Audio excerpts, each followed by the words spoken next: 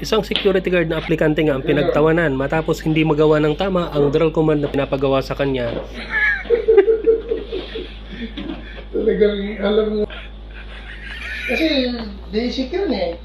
Kasi basic yun eh. Harap sa likod, harap. Oo. Talagang hirap ka eh. Oh. Ganyan lang. Basic naman pala. Sige daw, panoorin natin kung paano niya gawin. Simple lang, oh. Harap sa likod, harap. Oh.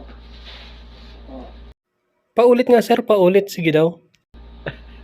Ha?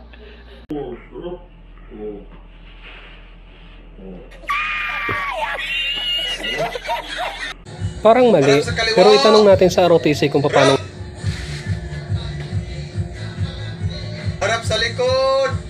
Harap! Hindi yan. Itanong natin sa ROTC ng UP Diliman. Sa normal na cadence, ganito ang tamang pagsasagawa ng command. Harap sa likod! Harap! Harap sa likod! Harap! Harap sa likod! Harap! Harap sa likod! Harap!